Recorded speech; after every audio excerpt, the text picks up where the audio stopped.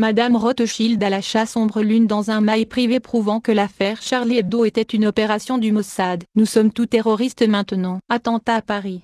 La France a déployé 10 000 agents des forces de sécurité à travers le pays. Brève note d'introduction par la chasse ombre lune.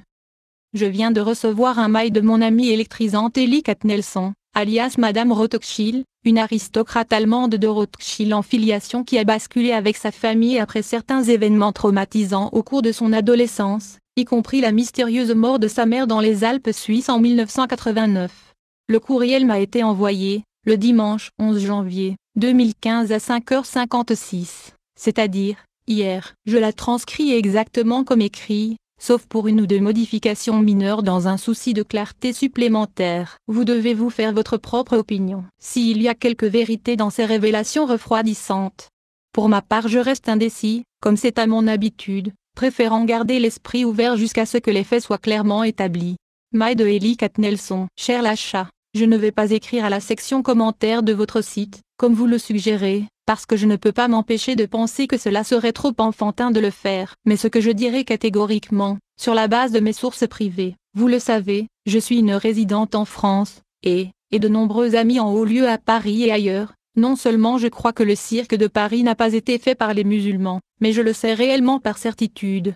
Les musulmans n'ont rien fait, je le répète, ils n'ont rien à voir avec le carnage qui a eu lieu à Paris. La semaine dernière, tout ce théâtre a été organisé à Bruxelles. Même Ahmed Merabet, le premier policier français prétendument abattu, est en fait pas un musulman du tout. Son vrai nom est Avigdor, et le nom de son frère est Malok. Se sont récemment changés en musulmans alors qu'ils sont crypto-juifs, au service des renseignements israéliens, c'est-à-dire des agents du Mossad. Avigdor est maintenant à Buenos Aires, et y restera pendant 6 ans, une procédure standard qu'utilisent tous ceux impliqués dans les psyops israéliens. Après cela, il refera surface avec une nouvelle identité, date à laquelle bien sûr la population aura oublié tout sur les attentats de Paris.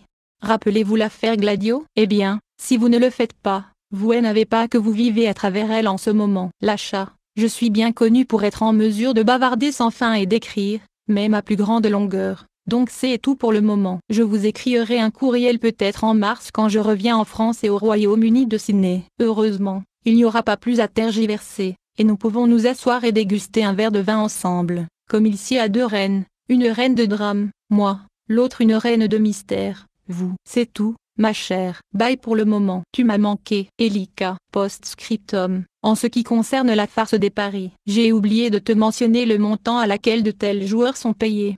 666 000 $, ou monnaie selon le pays où se déroule l'événement. Le montant peut sembler aléatoire et insignifiant pour vous, mais une fois que vous savez à quel point la numérologie et les signes sont importants pour les juifs kabbalistiques, les choses commenceront à faire sens.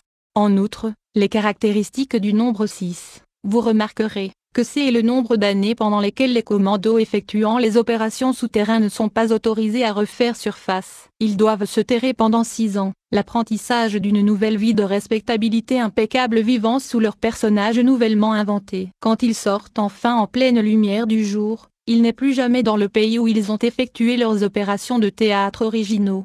Ainsi Avigdor, le héros de l'opération Paris, et tout le reste de ses complices dans le crime, vont commencer une nouvelle vie ailleurs, avec une nouvelle identité, de nouveaux papiers, un nouveau passeport, même une maison neuve belle et fournie. Tout le reste sera donné à ces agents pour leur permettre de prendre un nouveau départ dans la vie, y compris une femme ou partenaire qui est aussi un agent infiltré. Rien, absolument rien, n'est laissé au hasard.